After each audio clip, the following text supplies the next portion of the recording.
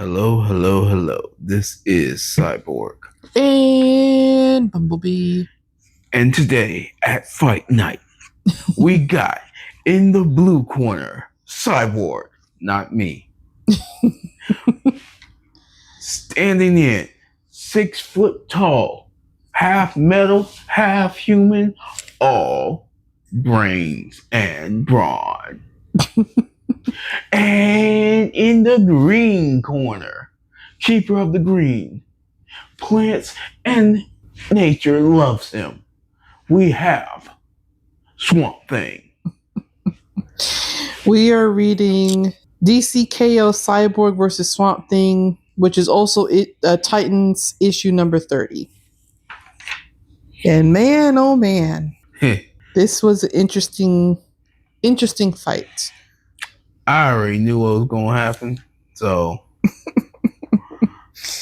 it wasn't a big surprise to me.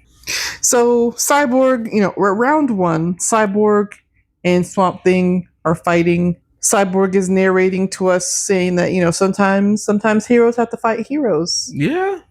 And this is one of those moments. And, he says sometimes, when you do this, you hold your punches a little bit sometimes, but not in this case, not when the stakes are so high. And he uses his technology to the best, and he's able to take out Swamp Thing. He said that he uses a sonic cannon. He countered with fire, a sonic cannons, and a blast of ultraviolet sea light, powerful enough to kill every bit of plant life from Seattle to San Diego. And that's how he won round one. Pretty much blasted him. Yeah, that's the only round he won. That's the only round he legitimately won. Okay, fair enough. Foreshadowing, but continuing on. Round two, just like in the other rounds, the hero gets to choose what form they want to be in. Well, let's not say heroes. The competitors. Sorry, the competitors, the participants. They get to choose which form they prefer. Yes. Now, Swamp Thing, he chose a red version of himself, which I find to be very, very interesting. And Cyborg, being that he just won round one and he felt that, this is going to be a piece of cake. Mm-hmm. He said, I'm going to just keep the form that I'm in. I'm going to just keep running. I'm going to just run it back. Yeah, he was on his high horse for a good minute until he got knocked off pretty swiftly. Mm-hmm. Swamp Thing countered, hit him with some, I'm going to call them plant bombs. Yeah. These little bombs, and then the plant opens up and releases some toxic gas, but Cyborg was prepared for that. He had a mask to prevent himself from breathing it in. Didn't matter. He uses his blasters again, but this time Swamp Thing contorted himself and because he can kind of reform his body into whatever shape sort of thing. Yeah. And he essentially ate Cyborg. And then he was talking, kind of distracted Cyborg for a minute, just long enough for the digestive juices to affect Cyborg's machinery. And though it had. And that's round two. So we got 1, 2, 1, they each got one. So the third round is going to be, the winner takes all. But before we get to the third round, we have a little interlude with the Titans. We got Roy Harper and Donna Troy coordinating the evacuation. John Kent is on the ground in Star City helping rally up the last few stragglers. And he said, though, once we're done here, we're going to Ubuntu back up to the watchtower. And they said, we. And turns out that John was getting some help from none other than Leanne, which is Roy Harper's daughter. Mm-hmm. And from what I understand, or from what it seems like, she has taken up the mantle of Cheshire Cat, which is her mom's mantle. Is that right? And Roy Harper is not very happy that she's out there doing superheroing. and they're going back and forth. They're arguing. She's like, I am my own person. Let me do what I want to do, or what I can do. I can help. Did you ask Green Lantern for help before you started just going out there and superheroing? Yes. That's not what he said. But he said, yes. he said, no. That's no, he did not. And that's so why is he judging his daughter for doing the same thing that he did back in the day? He is the parent and she is the child. He was a child. And they all were children when they started. So she's a young one.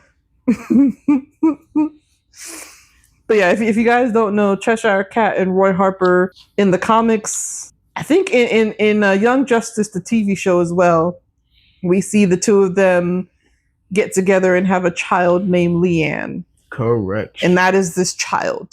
And she is, I'm assuming she's a teenager-ish. Yeah.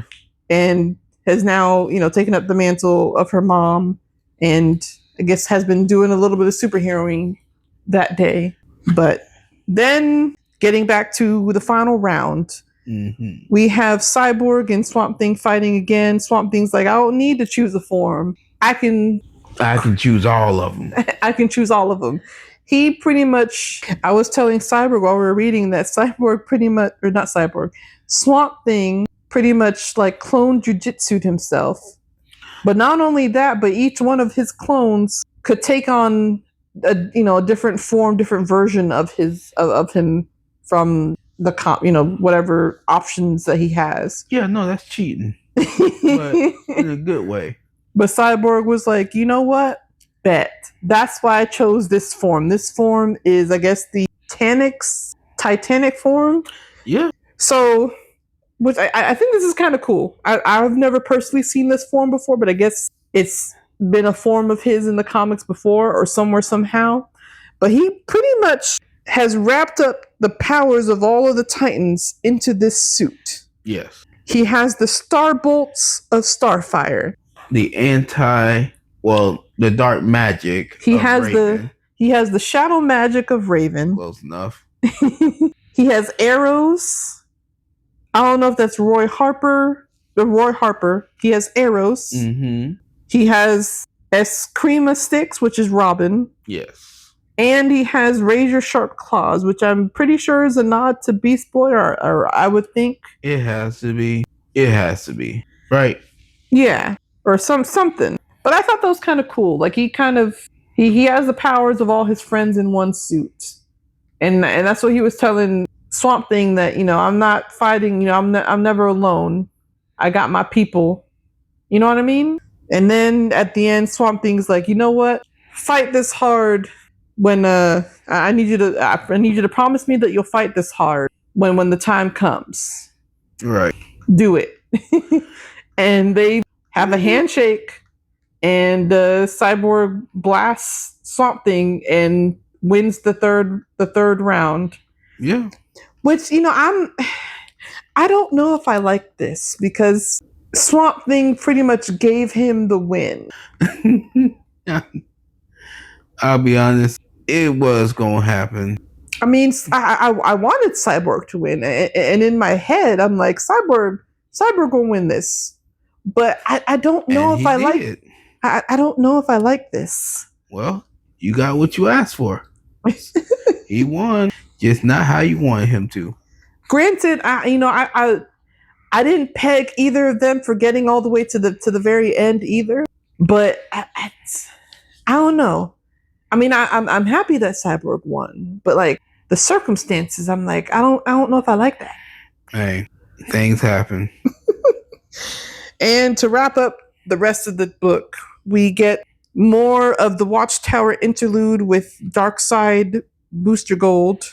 Mm-hmm. And he is using Booster Gold's powers to, I guess, seal up the temporal energy that's still going on from when he, I guess, died. And him sealing that up is going to help accelerate the apocalyptification of the Earth. I hope so, because and he has going on. Yeah, right he now. has taken out the Time Trapper and the Time the World Forager, and he was, working on using the powers, but then Grodd comes out of nowhere. Well, I want to say comes out of nowhere.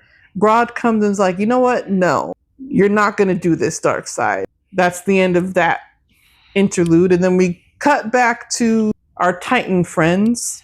Mm-hmm. They get a distress signal, and John and Leanne were going to go down, but Roy is like, nah, me and Donna are going to go. So Roy and Donna head back down to go check out this distress signal. And it turns out that distress signal was coming from none other than Grail, aka the daughter of Darkseid, and they kind of have gotten themselves into a little situation. She kind of knocked them out. Right. Now, I'm assuming that this is going to continue in the Titans book, which we are not technically picking up. We only pick this up because it's one of the 8 rounds of fights. But if you want to know what happens, you should pick up Titans issue number 31 and continue on from there. At your local comic book store. But if by some reason you are unable to get to your local comic book store, you can always check out the app. The DC Universe Infinite app. Where you can read it with your mother, your father, your sister, your brother, on a plane, on a train, anywhere, anytime. We love you guys. And as always, peace. All right.